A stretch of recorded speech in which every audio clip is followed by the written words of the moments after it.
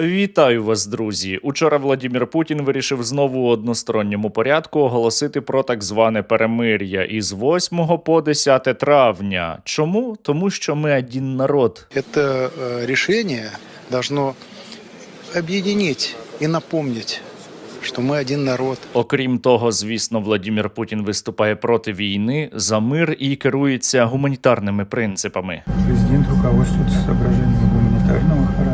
Російські вбивці керуються гуманітарними принципами, і саме тому сьогодні вночі вони на Дніпропетровщині вбили одну дитину і поранили іншу.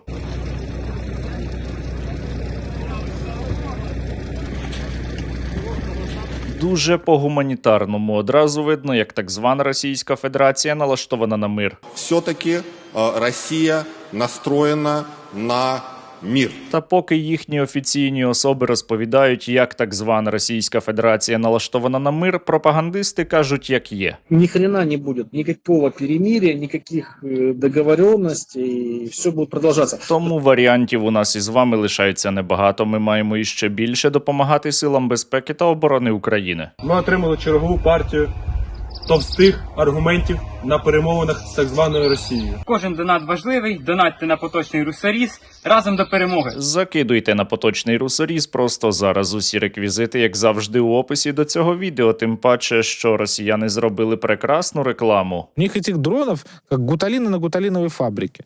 И они этими дронами кошмарят все, что только можно и нельзя. Але дронів усе ще недостатньо, як і нашої з вами русофобії. І так само, як і підписок на мій канал. Підпишіться, якщо досі цього не зробили. Цього року росіяни знову готуються відзначати так званий День Побєди. Особливо святкову атмосферу вони зробили у Бахмуті, який зруйнували. Плакаты вешали.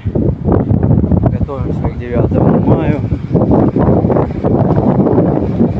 Минулого року росіяни святкували дещо нервово. Українські безпілотники додавали вогника святу. 7-й прильот. Да. Не дуже приємна атмосфера минулого року була і у Владимира Путіна на Червоній площі. Він швиденько собі виступив і утік. Мы отмечаем День Победы в условиях проведения специальной военной операции. Могу вам сказать, добро пожаловать в ад. Все ее участники. Все погибли. Але цього року Владимир Путін хоче, аби усе пройшло інакше, щоб було помпезно із іноземними гостями, такими, наприклад, як Фіцо. My vieme, kto nás oslobodil. A to nám nemôže nikto zobrať. Він планує цього року прибути до Москви на 9 травня, і також цього року планує прибути і Сі Цзіньпін. Мы ждем официального визита председателя Китайской Народной Республики Си Цзиньпина. І це такий окремий привіт для Трампа, який досі вірить у те, що він може відірвати так звану Росію від комуністичного Китаю. Зараз ми спробуємо зруйнувати цей альянс, який він має. У нього є альянс навколо Північної Кореї, якого раніше не було. У нього є союз з Іраном, якого раніше не було. У нього є союз з Китаєм. Але давайте подивимося на те, що буде відбуватися у центрі Москви із точки зору самих російських загарбників. Ось це величезна така, знаєте, жирна військова ціль, особовий склад і військова техніка. Як там казав Владимир Путін, це легітимна ціль, однозначно. Что-то отмечают там, водку пьют и так далее. Вот туда тоже был нанесен один из ударов.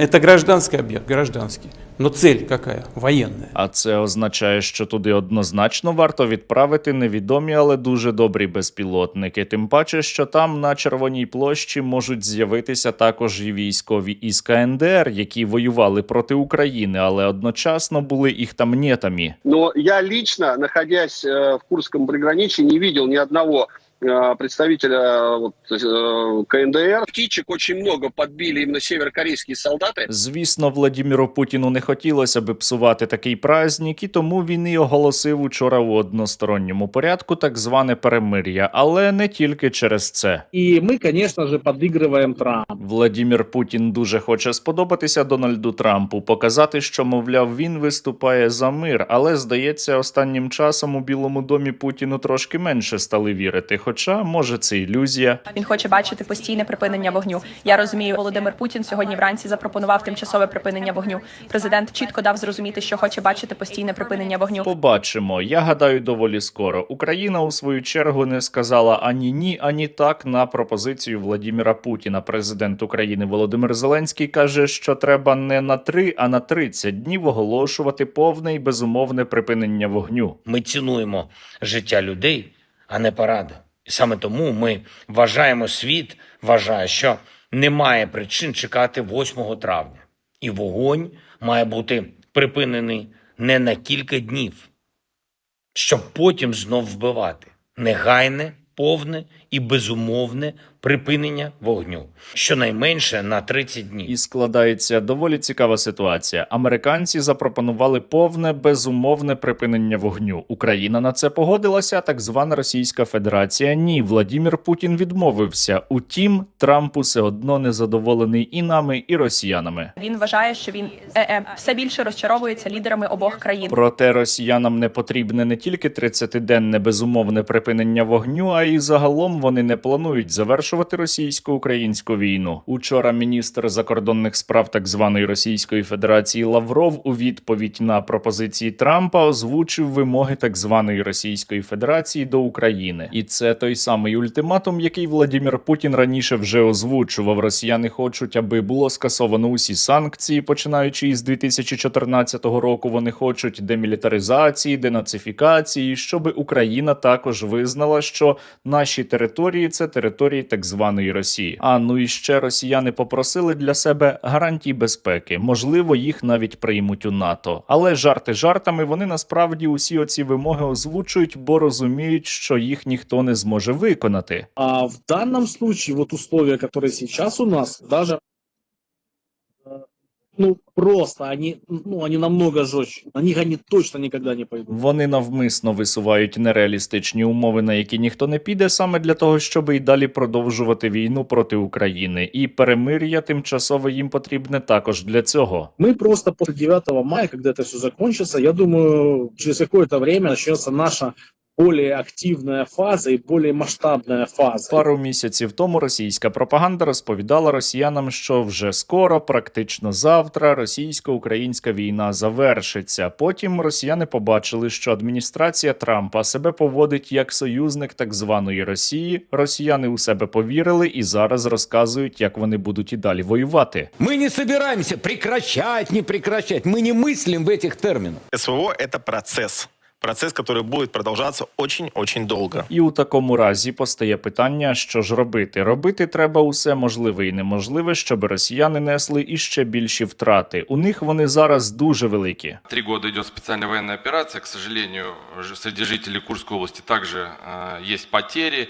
И запроектированные стелы, они не вмещают, к сожалению, имен всех погибших. Але поки що їхні щоденні втрати не настільки великі, щоб вони захотіли закінчувати російсько-українську війну. Тож ви, напевно, здогадуєтеся, до чого я це веду. Весь воздух за ними, и они уничтожают по воздуху все живую силу российской армії. Звісно, для того, щоб збільшити російські втрати, самими тільки дронами не обійтися. Це має бути комплексне рішення, але дрони відіграють надзвичайно велику роль. Продвижение войск идет медленно. Почему оно идет медленно по сравнению с Великой Отечественной войной? Потому что очень много точечных попаданий, выбивается все, что можно, а наших сил мало. І для того, щоб російські втрати неухильно зростали, для того, щоб російським загарбникам відривало їхні рученьки та ніженьки, наше військо завдяки вам отримало іще 320 нових FPV. Бажаю здоров'я. Ми бійці взводу перехоплювачів 1-ї бригади ТРО.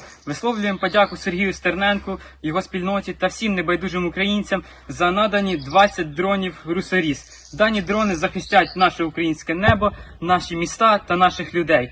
Кожен донат важливий, донатьте на поточний «Русоріс». Разом до перемоги. Слава Україні! Героям слава! Бажаємо слава! Ми бійці 28-ї окремої механізованої бригади підрозділу РВ. Ми отримали чергову партію товстих аргументів на перемовинах з так званою Росією. Дякуємо спільноті Сергія Стерненка та всім, хто долучається до цих зборів. Ваша допомога допомагає нам тримати оборону на Торецькому напрямку. Слава Україні! Героям слава! Бажаю здоров'я! Щоночі ворог забруднює наше небо своїми крилами. І ми, ГВП 710-ї окремої бригади ДССТ, знову завдяки вам, фонду Стерненка, що передали нам цих 35 чудових пташок, зробимо його чистим та вільним. Слава Україні! Героям слава! Від 10-ї гірсько-штурмової бригади приносимо вдячність за надані безпілотні апарати спільноті Стерненко та особливо Сергію. Будемо знищувати ворога якомога краще. Дякуємо. Слава Україні! Героям слава! Міцного. Ми військовослужбовці 5-го прикордонного загону підрозділу Прайм. Дякуємо Сергію Стерненку та всім небайдужим людям, які допомагають чистити небо над Сумщиною. Особисто Сергію Стерненку дякуємо за надання 25 БПЛА, які допомагають кожного дня боротися з ворогом. Ми представники Сил оборони України, що захищають кордони Сумщини. Вже не вперше отримуємо дрони типу «Камікадзе» від спільноти Стерненка. Дяка всім українцям, що долучаються до зборів. Тим самим допомагають нам нищити ворога. Слава Україні! Героям слава, друзі! У нашого підступного ворога немає планів завершувати війну. Росіян до цього рішення можна тільки примусити силою, звісно. І для цього треба й далі максимально активно допомагати силам безпеки та оборони України.